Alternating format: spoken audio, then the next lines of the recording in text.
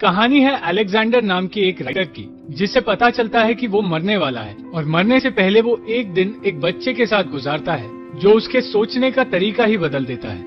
Alexander, एक बूढ़ा writer, अपने घर से निकलने की तैयारी करता है और अपने केयर टेकर को आखिरी बार अलविदा कहता है। वो कुछ टेस्ट करवाने के लिए हॉस्पिटल जा रहा है क्योंकि उसे पता चला है कि वो मरने वाला है। जाने से पहले कुछ देर वो अपने घर में बिताता है और अपने पड़ोसी के घर में देखता है। पिछले कुछ महीनों में अलेक्जेंडर सिर्फ उस पड़ोसी से कांटेक्ट में था जिसे उसने आज तक देखा भी नहीं है, पर वो एक दूसरे को गाने सुनाकर एक दूसरे से बात करते हैं। अलेक्जेंडर उनसे मिलना चाहता है और जानना चाहता है वो आखिर है कौन, पर फिर सोचता है कि उन्हें ना मिलना और सिर्फ इमेजिन करना ही बेहतर है। वो अपनी गुजरी हुई पत्नी एना से बात करता है और उससे कहता है कि वक्त इतनी जल्दी गुजर रहा है कि उसे अब सिर्फ इस बात का डर है कि वो किसी भी चीज को खत्म नहीं कर पाएगा। वो हमेशा से चीजें अधूरी छोड़ता आया है, जिनमें से एक 19वीं सदी के एक पोएट की कविता है जिसे वो पूरा कर रहा था, पर उसने वो भी अधूरी छोड़ दी और अब वो कोई भी चीज अधूरी नहीं छोड़ना चाहता। अलेक्जेंडर हर वक्त अपने बीते हुए कल और आने वाले कल के बारे में सोचता है और ये सोचता है कि कल वो जी पाएगा या नहीं। रास्ते में उसे कुछ बच्चे दिखते हैं जिन्हें पुलिस पकड़ रही है और उन्हीं बच्चों में से एक बच्चे को वो अपने गाड़ी में छिपने के लिए कहता है। वो बच्चा एक अल्बेनियन है जो बॉर्डर पार करके वहाँ आया है और उसे अलेक्जेंडर की भाषा समझ नहीं आती। जब अलेक्जेंडर उसे एक सुरक्षित जगह पर छोड़ता है तो वो मुस्कुराकर वहाँ से चला जाता है। अलेक्जेंडर अपनी बेटी से मिलने जाता है और कहता है कि उसे कहीं जाना है और वो चाहता है कि वो उनके डॉग कैथरीन को अपने पास रखे। वो उसे एना की लिखी हुई कुछ चिट्ठियां देता है और उसे उन्हें पढ़ने के लिए कहता है। जैसे ही उसकी बेटी वो चिट्ठी पढ़ने लगती है, वो पुरानी यादों में खो जाता है। उस चिट्ठी में एना ने उनकी बेटी के जन्म के बारे में लिखा था और उसी दिन के बारे में सुनते हुए अलेक्जेंडर अपनी पत्नी को इमेजिन करके उससे बातें करने लगता है, जो अब भी उसे वैसी ही खूबसूरत दिख रही है जैसी वो उनकी बेटी को जन्म देने के बाद दिख रही थी। वो कहती है कि अलेक्जेंडर को अपनी बुक कंप्लीट करनी चाहिए ताकि अलेक्जेंडर अपने अधूरे काम पूरे कर सके और वो दोनों एक दूसरे के साथ रह सके। और फिर वो किसी से मिलने जाती है। वो उस पल में जाती है जब उसका सारा परिवार उनकी बेटी से मिलने आया था, पर अलेक्जेंडर उस वक्त वहाँ नहीं था। एना चाहती थी कि अलेक्जेंडर वहाँ हो, पर वो उसके साथ नहीं था।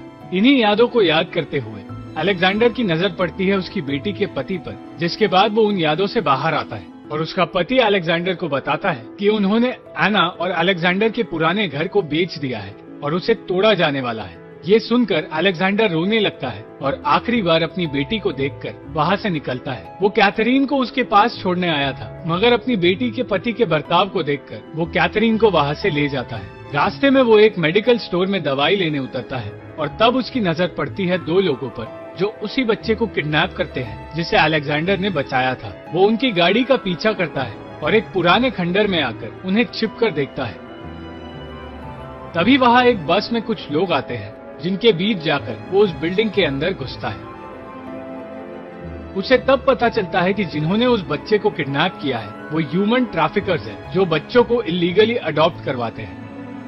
वो बच्चे वहाँ से भागने की कोशिश करते हैं और तब अलेक्जेंडर उस बच्चे को लेकर बाहर जाने की कोशिश करता है, पर वो लोग उन दोनों को वहाँ पर रोक लेते हैं और अलेक्जेंडर से उस बच्चे के लिए पैसे मांगते हैं। अलेक्जेंडर के पास जो कुछ भी होता है वो उन्हें देकर उस बच्चे को वहाँ से ले जाता है और उसके लिए कुछ खाने के लिए लाता है। उस बच्चे को वापस उसके देश भेजने के लिए वो एक बस ड्राइवर से बात करता है और उसे बताता है कि वो बच्चा अल्बेनिया का है, पर इससे पहले कि वो उसे उस बस में बिठाता, वो बच्चा वहाँ से भागने की कोशिश करता है। अलेक्जेंडर उससे बात करने की कोशिश करता है और उसे बताता है कि वो बस उसे बॉर्डर पर ले जाएगी और वो अपने परिवार के पास जा पाएगा।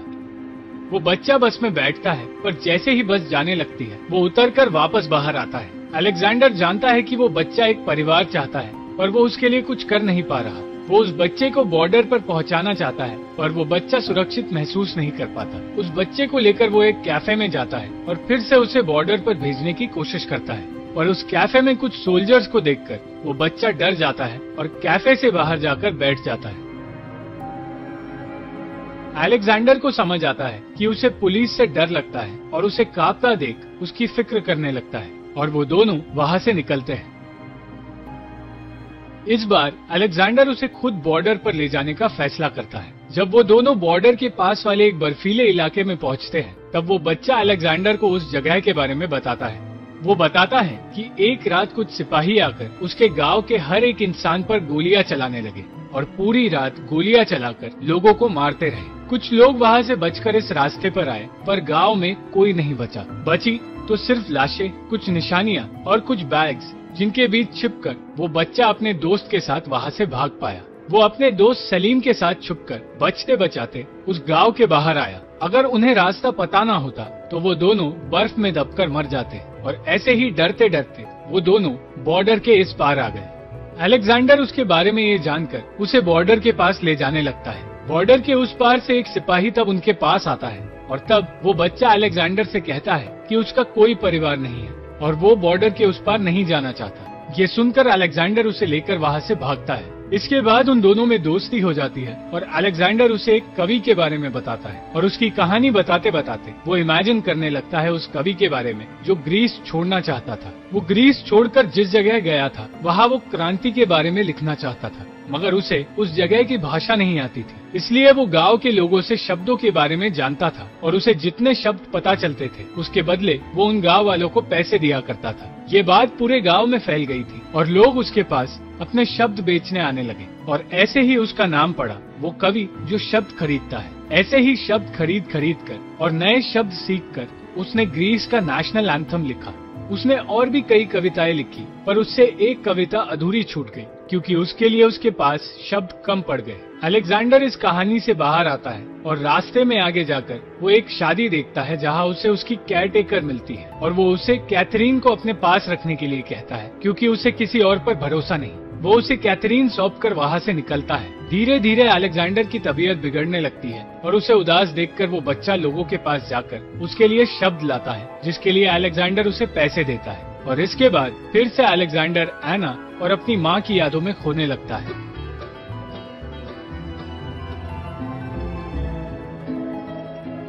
वो उस दिन के बारे में सोचने लगता है जो दिन एना उसके साथ बिताना चाहती थी, पर अलेक्जेंडर उसे वो दिन नहीं दे पाया।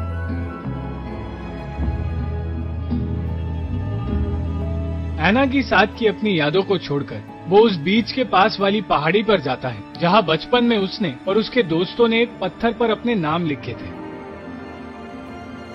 तभी वहां कुछ होता है और अलेक्जेंडर फिर से असल दुनिया में वापस आ जाता है। अलेक्जेंडर के पास एक आदमी आता है जो उसका डॉक्टर है और उसका इलाज कर रहा है और वो उसे बताता है कि उसकी बीमारी बहुत तेजी से बढ़ रही है, पर वो उसे कुछ बता नहीं पाया क्योंकि वो उसकी बहुत इज्जत करता है और उसे बुरी खबर देना नहीं चाहता था। जैसे ही वो डॉक्टर वहां से निकलता है, अलेक्जेंडर उस बच्चे को ढूंढने लगता है जो उसे एक पुरानी सी जगह पर रोते हुए मिलता है। उस बच्चे को पता चलता है कि उसका दोस्त सलीम हॉस्पिटल में है और अलेक्जेंडर उसे उसी हॉस्पिटल में ले जाता है। उस हॉस्पिटल में सलीम को ढूंढते हुए उस बच्चे को सलीम की बॉडी मिलती है। अपने दोस्त की बॉडी देखकर वो बच्चा बहुत इमोशनल हो जाता है और उसकी चीजें लेकर वो फिर से उस खंडर में जाता है और दूसरे बच्चों के साथ मिलकर उसकी चीजें जलाता है। वो सारे लोग अपने गुजरे हुए दोस्त को याद करके रोते हैं और ये सब कुछ अलेक्जेंडर देखता है। वो बच्चा अपने दोस्त सलीम के साथ पूरी दुनिया घूमना चाहता था, पर अब वो जानता है कि ऐसा कभी नहीं हो सकता। ये देखकर अलेक्जेंडर गहरी सोच में पड़ जाता है और अपनी माँ से मिलने हॉस्पिटल में जाता है जिनसे वो सालों से नहीं मिला। उसे एहसास होता है कि उसने जिंदगी में कभी अपने परिवार पर ध्यान नहीं दिया और न ही उनके साथ वक्त बिताया। इसके लिए वो अपनी माँ से माफी मांगता है। आखिरी बार जाने से पहले वो फिर से उन यादों के बारे में सोचता है जिसके बारे में उसकी माँ भी सोच रही है।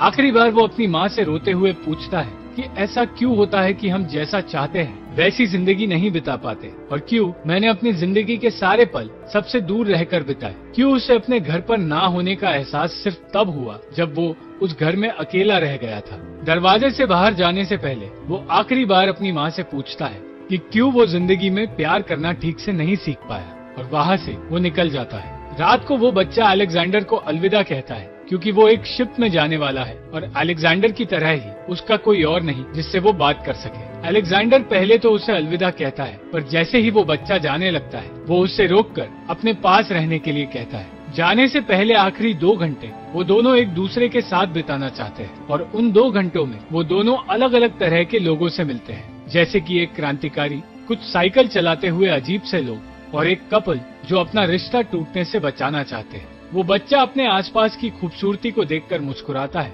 और उसे खुश देखकर अलेक्जेंडर भी मुस्कुराने लगता है। तभी बस में कुछ लोग आते हैं जो अपने गाने बजाने लगते हैं और वो दोनों उनके गानों में खो जाते हैं। और कुछ वक्त बाद वहाँ आता है वो कवि जिसके बारे में अलेक्जेंडर ने उस बच्चे को बताया था, और वो आकर उन्हें एक कविता सुनाता है जिंदगी के बारे में। वो कविता सुनाकर वो वहाँ से चला जाता है। अलेक्जेंडर उस कवि से जानना चाहता है कि उसका आने वाला दिन कितना बड़ा होने वाला है और वो कितने और दिन जी पाएगा, पर क्योंकि वो कवि उसके इमेजिनेशन में है, उसे कोई जवाब नहीं मिलता। वक्त हो गया था उस बच्चे के जाने का और वो दोनों फिर से एक दूसरे को अलविदा कहते हुए रोने लगते हैं। वो बच्चा अलेक्जेंडर को एक नया शब्द बताता है जिसके लिए अलेक्जेंडर उसे आखिरी बार पैसे देता है, और अंत में वो बच्चा एक शिप में अपनी जिंदगी के नए सफर पर निकलता है जिसकी मंजिल उसे पता नहीं। अलेक्जेंडर भी अपने आने वाले कल के सफर पर निकलता है और उसे भी अपनी मंजिल के बारे में पता नहीं। वो आखिरी बार एना और उसके घर में जाता है जो टूटने वाला है, और उसे याद आता है कि एना ने उस चिट्ठी में लिखा था कि आखिर में जब तुम यहाँ आओगे तो मुझे वही पाओगे, तुम्हारा इंतजार करते हो। वो एना से मिलकर उससे कहता है कि वो हॉस्पिटल नहीं जाएगा और अपनी अधूरी कविताएं पूरी करेगा, क्योंकि अपने शब्दों से ही वो एना को वापस ला पाया है। वो सारे शब्द जो उस बच्चे ने अलेक्जेंडर को कहे थे, वो उन सारे शब्दों को मिलाकर एक कविता बनाता है, और तब उसे समझ आता है कि आज का दिन उसका आखिरी दिन है। वो अपनी पत्नी से पूछता है कि कल का दिन कितना लंबा होगा, तो वो कहती है इटर्निटी एंड अ डे, यानी कि कल कभी रुकेगा नहीं, इसलिए उसे आज में जीना चाहिए। उस बच्चे की जिंदगी के दर्द को समझकर अलेक्जेंडर आज में जीना सीख चुका है और अपने अतीत या आने वाले कल के बारे में सोचना अब बंद कर चुका है।